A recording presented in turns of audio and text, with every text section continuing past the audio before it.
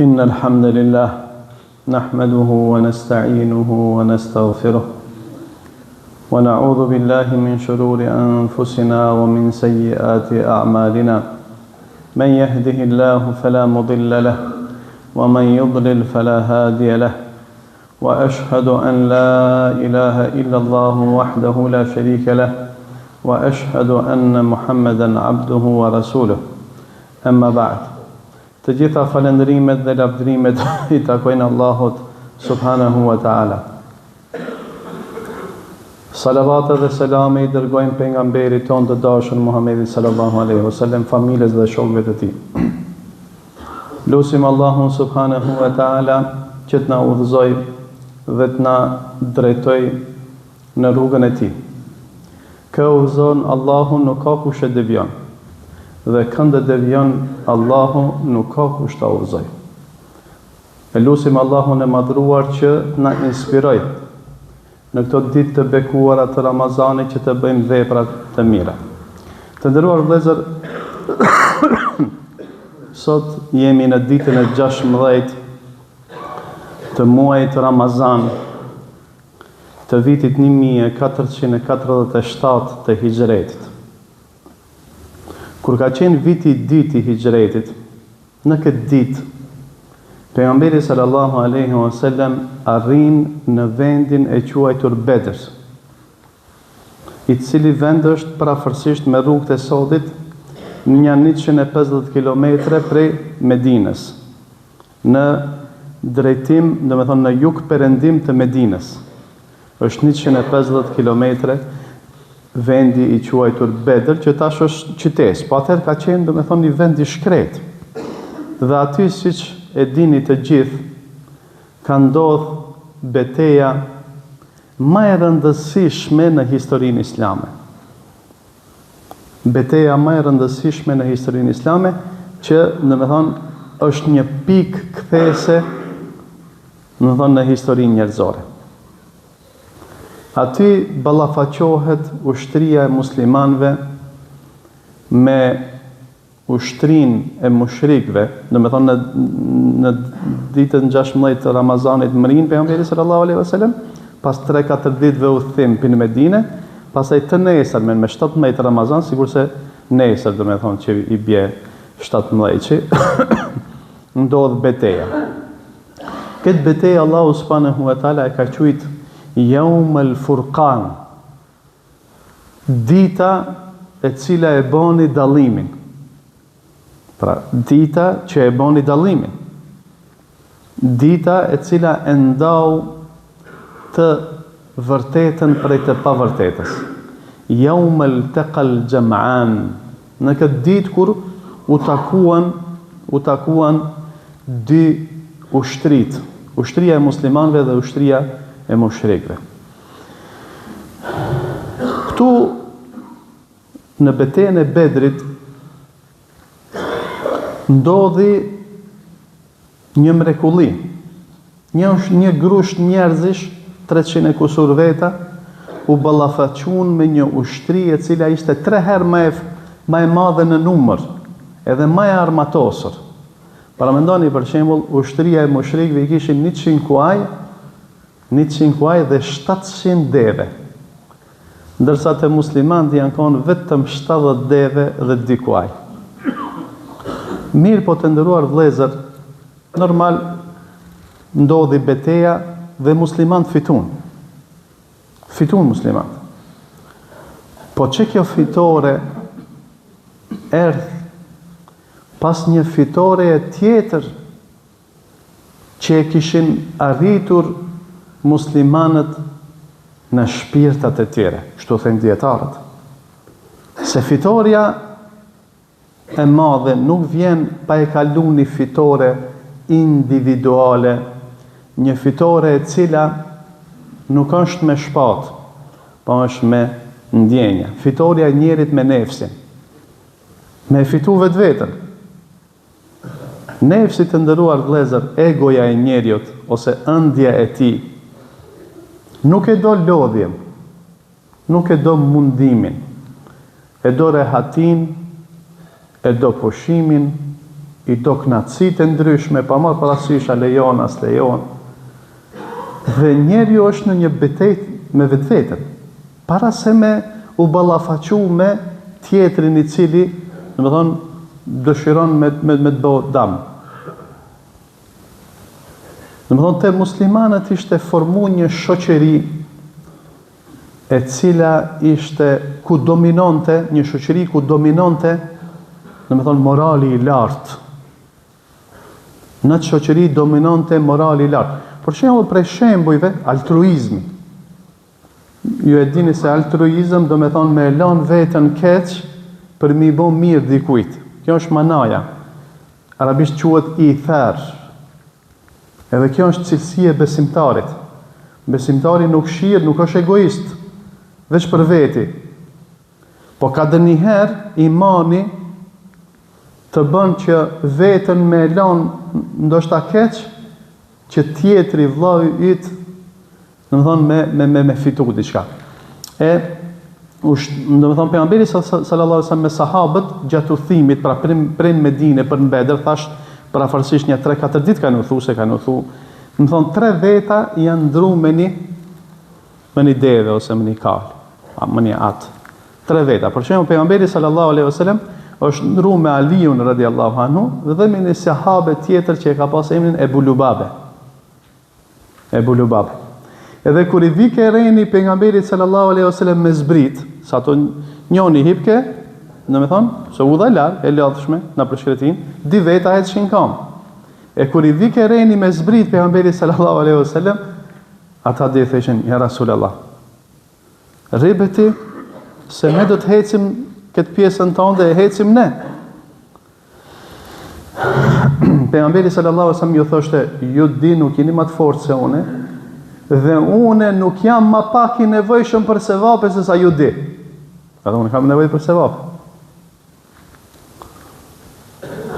Çka është kjo? Kjo është një shembull që i ndodh pejgamberit sallallahu alaihi wasallam. Mirë, po kjo ka dominuar te sahabët dhe Allahu subhanahu wa taala e ka përmend në Kur'an, yu'thiruna ala anfusihim walau kana bihim khasasa. I japin përparësi tjetrit, edhe pse vetë kanë nevojë, sahabët. Allahu i përmend në Kur'an.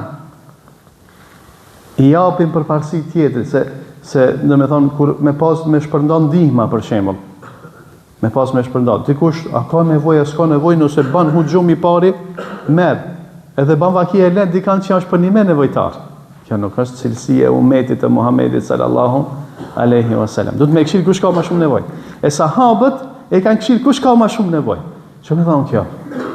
Kjo do të thonë se ka qenë kanë qenë njerëz të cilët e kanë hekat, atë egoizmin nga zemrat e tyre. Kjo është shumë punë e rëndë. Një pastrim shpirtëror i këtill, nëse ndodh në një shoqëri, shumë zor është ato mi fitu në luftë. Shumë është zor një shoqëri të këtill me fitu në luftë. Prandaj Bedri nuk duhet mu shiku vetëm si një histori, pa i shiku këto kuptimet e thella që kanë qu deri te ajo fitore e madhe. Pastaj tham që virtytet e moralit, drejtësia, barabartësia, mos mi hangër haukin tjetër kujt, mos mi bën zullum kërkujt. Kjo ka dominu, kjo ka qenë një prej shtyllave të shoqërisë të cilin e ndërtoi Muhamedi sallallahu alaihi wasallam në Medinë.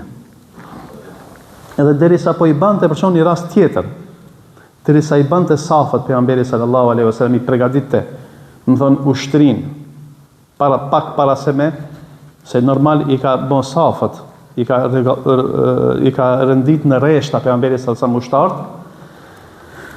si janë zhvillu përpara luftat për shembull, ato rreshti i parë, pastaj shigjetarët, si kanë kanë pas një lloj strategjie që është praktikuar, se luftat në atë mënyrë janë zhvilluar, ball për ball, gjyks për gjyks, si thënë, në katërsi. Edhe derisa i bante pejgamberi sallallahu alaihi wasallam safat, njëri kishte dalë pak më tepër me barkën e vet përpara, edhe pejgamberi sallallahu alaihi wasallam me shkop Në më thonë, jo që e dëmtoj, po e preki pak, tha hin saf, Sevad. Sevad i bën Gazije, e ka pas emrin. Edhe tha, ja boni, tha, ja Rasul e Allah, më lëndoveve, më dhimti, a lemteni, tha, se, më thonë, e ngacmoj kështu. Tha, më dhimti, tha, ja Rasul e Allah. Edhe pejgamberi sallallahu alaihi wasallam e shploi barkun e tij dhe tha merr hak. Edhe ai e tha këtë me qëllim, domethënë që ta përqafoj pejgamberin. Edhe ju afrua dhe e puthi pejgamberin sallallahu alaihi wasallam, edhe i tha ja Rasulullah. Tha unë e deshta që veprën e fundit për kësaj dunjaje tjetë, domethënë prekja e trupit tant. Se e di që jam të shku edhe ata e dishin domethënë që nuk besonin se do të kthehen më prej kësaj betejë, se dallimi ishte shumë i madh midis dy ushtrive. Paramendoni pejgamberi sallallahu alaihi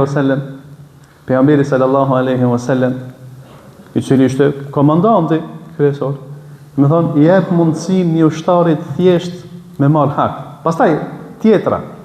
Pejgamberi sallallahu alaihi wasallam derisa filloi lufta, prej kur vendosën me dal në Bedër, prej kur vendosën, sa ajo ka shku pi fillimit Ramazanit. Do të thonë kjo procedura e përgatitjes për me dal në Bedër. Do të thonë non stop është konsultu me sahabat. Edhe deri para se me fillu beteja, do të thonë qysh me nis, a me prit këtu, a me dal atje, a me shku, do të thonë mirë ke mendime prej sahabëve, se një shoqëri e shëndosh, një shoqëri e fortë, do të thonë nuk e nënvlerëson mendimin e tjerëve. Prandaj Allahu subhanahu wa taala i ka lavdru besimtarët kur ka thonë se çështja e tyre mes tyre është konsultimi. Pejgamberi s'ka thonë se pejgamberi sallallahu alaihi wasallam ka qenë njeri shumë i mençur.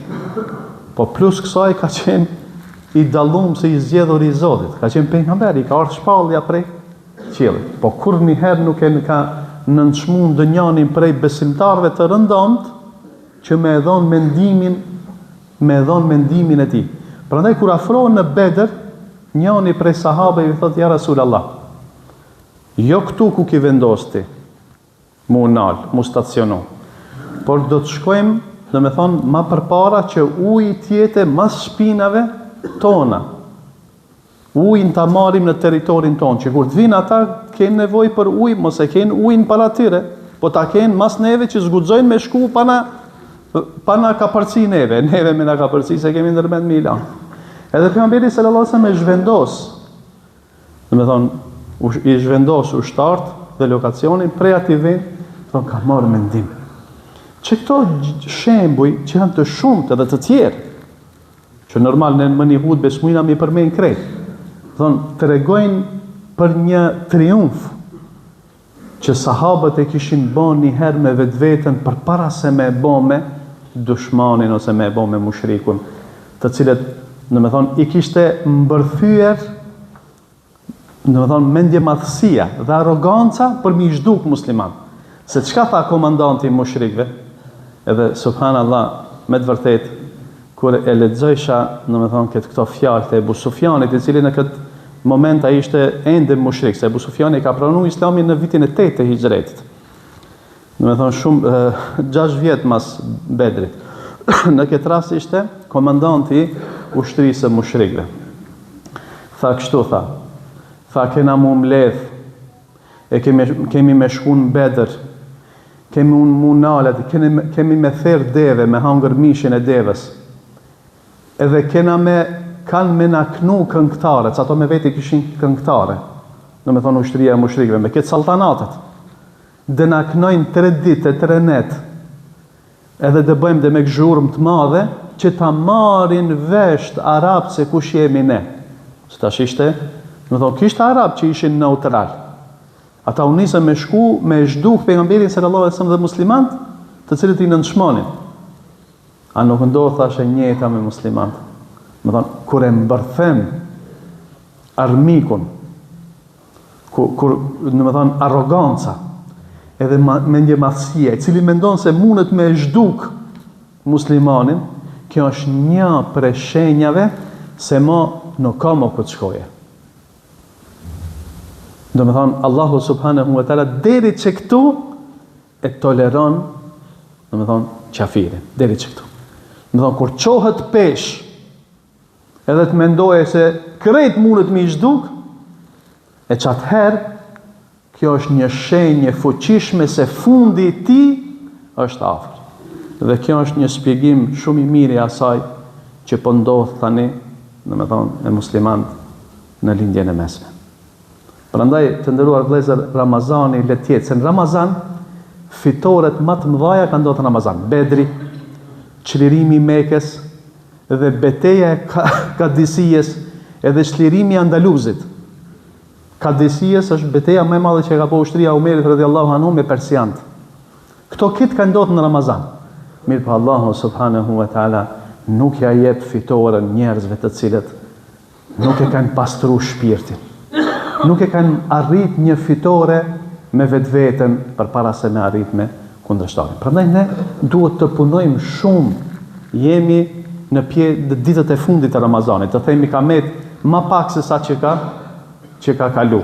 Duhet të shfrytëzojmë këtë ditë, më thonë, për me pastru shpirtin, për me pastru egoizmin, për me largu veset, edhe për me u kthie Allahut subhanahu wa ta'ala. Elusë Allahun e madhruar që të na ndihmoj, të na forcoj në këtë rrugë dhe të na pastroj shpirtat tonë dhe të na i pranoj veprat tona të mira.